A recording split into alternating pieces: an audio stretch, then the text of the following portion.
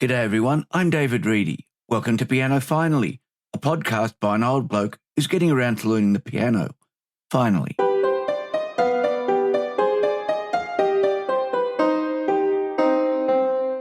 Welcome to show 27. Thank you for taking the time to listen. If this is the first time you've heard the podcast, I hope you enjoy what's here. And if you're a returning listener, thanks very much for coming back.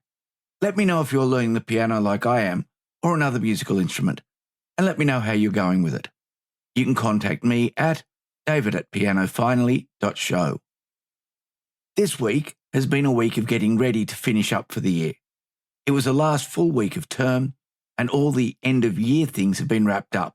Exams have been marked and returned, reports written, and I'm planning lessons that will still cover valuable content, but which are interesting enough to be worth the effort.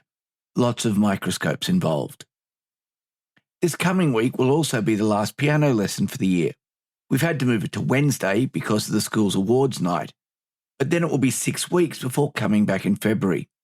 I've been working with Devi to choose some pieces to work on over the break, ones that match the requirements of the ANZCA Preparatory Grade exam, although I'm still not committing to actually doing the exam.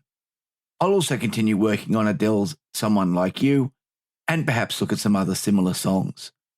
From what I've been able to learn from the Axis of Awesome, knowing how to do a 1-5-6-4 chord progression is enough to play many songs, and Devi has shown me how to work out the chords to use, so I might experiment. That should keep me musically busy during the holidays, along with some new musical equipment, courses, and software to explore. Oh, and I have to build a new 3D printer.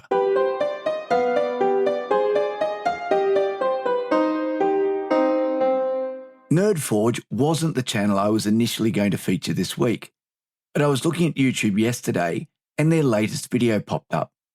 It was unexpectedly great. It brings together two things that I'm interested in, and so I'm going to suggest that everyone goes out and watches it. Nerdforge is a two-person crafting channel from Norway. They cover a lot of fairly high-end projects that are quite inventive, and although I'd never attempt most of their projects, I really enjoy watching their process and the skills they bring to their work. In their latest video, they craft a set of leather-bound books for an author. Many years ago, I did a bit of bookbinding, mostly because I couldn't find an A4 size blank book I liked with the right paper. It was easier to buy the paper in A3 sheets and then bind a book. That has all changed. There's now a much wider variety of blank books available, and Amazon puts them only a few days away. It's a useful skill though, and I learned a lot about book manufacture along the way. Nerdforge's video brought back a lot of memories. The books they were binding were for Brandon Sanderson, one of my favourite fantasy authors. About 2 weeks ago, Wind and Truth, the 5th book in the Stormlight Archive series, was released. It marks the halfway point of the series. 5 down, 5 to go. Nerdforge had been invited to meet with Mr. Sanderson at an event in the United States, so they decided to give him an A3 set of leather-bound books in the series. Their video, I made massive leather-bound books and gave them to the author, shows the process and the final presentation. A bit like how I've been enjoying watching composers explain how they come up with their music, watching Nerdforge bring a huge amount of talent and imagination to the project is wonderful. If you want to be inspired with some seriously dedicated crafting, have a look at Nerdforge's latest video.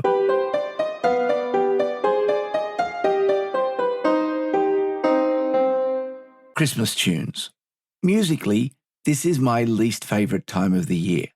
I'm not a big fan of Christmas music, and I've been trying to work out why. I do like some Christmas music. I quite like Handel's Messiah, which, although it is often performed around Christmas time, was written for Easter. No, the type I really don't care for are the songs that appear on the radio and in shopping centres starting in December, or in August for some shops. There are a few reasons I'm not a fan. Firstly, there is too much snow. As I'm writing this, the temperature outside is in the mid-30s. If you're in the United States, that might seem like snowy weather, but we use Celsius, and that's a summer temperature. Where I work, it's expected to reach the low 40s this coming week. Snow wouldn't stand a chance. Secondly, I don't need to be reminded that it's almost Christmas when I'm at the shops. Christmas decorations have been on sale since September. The crowded car parks and overstuffed shopping trolleys are everywhere, and tomatoes are suddenly $15 to $20 a kilogram. Also, those assorted Scandinavian shortbread biscuits in tins have suddenly reappeared on the shelves. I'm not sure where they go the rest of the year.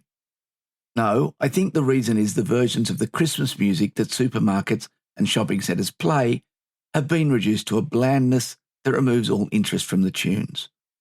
I understand that many of the tunes have been written so that people can sing along, but by aiming at the lowest common level of talent, anything vaguely intriguing is gone. And I'm not sure why it's the uninteresting versions of the songs that supermarkets use. Maybe it's different where you live, but when I'm shopping and the supermarket music is playing, I don't see other shoppers singing along to the tunes. So why not play more musically interesting versions? It's because if I were to pay attention to the music, I might walk past the huge boxes of chocolates, which are now half price, which is the price they normally are, except for the few weeks where they double the price so they can claim the half price is genuine. I think the main reason I don't care for most Christmas music is that I associate it mostly with supermarkets and shopping centres, and so with the commercialisation that seems to be the only tradition left in Christmas.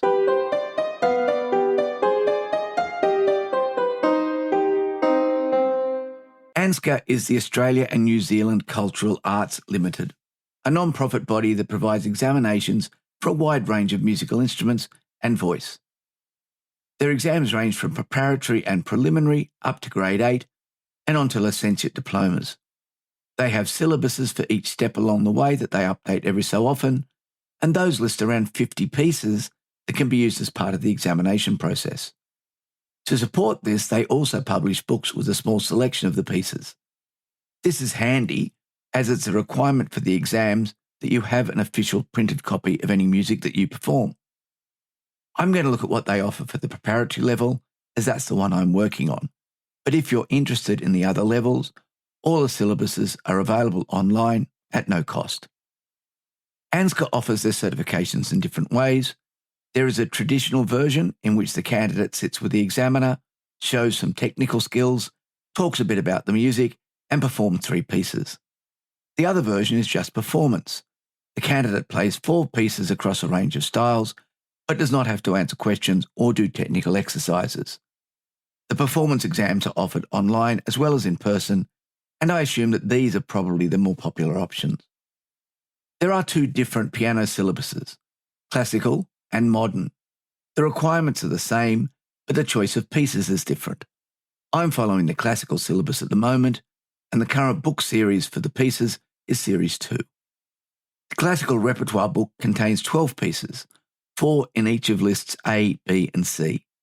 List A is roughly classical. It has the Fritz Spindler canon I have been learning. List B is more romantic. The bagatelle in F comes from there. And List C is more contemporary. Those are the musical styles. About half of the pieces, even the classical and romantic works, are by 20th century composers from Australia and Aotearoa, New Zealand.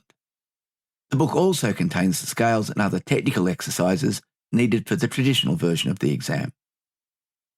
The modern repertoire book also contains 12 pieces, this time divided into 3 categories. In this case, all the pieces have been composed by contemporary Australian composers. All the pieces are in major keys, C, F and G.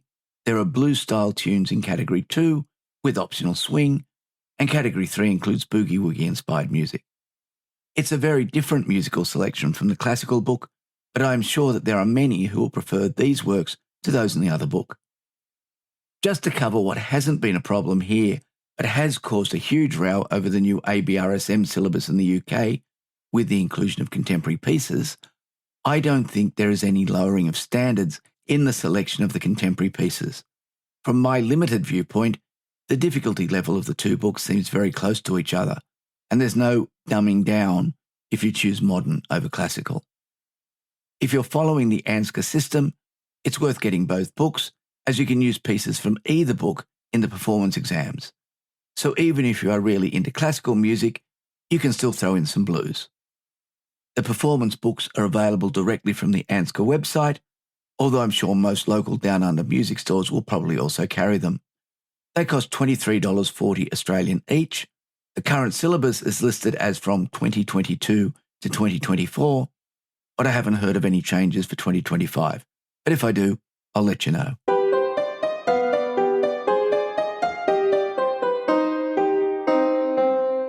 Well, that's it for this week. If you'd like to contact me, email is the best way. You can find me at david@pianofinally.show and the website at www.pianofinally.show. In both cases, Piano Finally is all one word. Let me know where you are in your piano journey. The show is also on Facebook and Instagram and available as audio only on YouTube. You can subscribe via any popular iOS or Android podcast application or from directories such as Apple Podcasts, Spotify, or Player FM. So, until the next episode, I hope your piano stays in tune and you enjoy your time at the keys.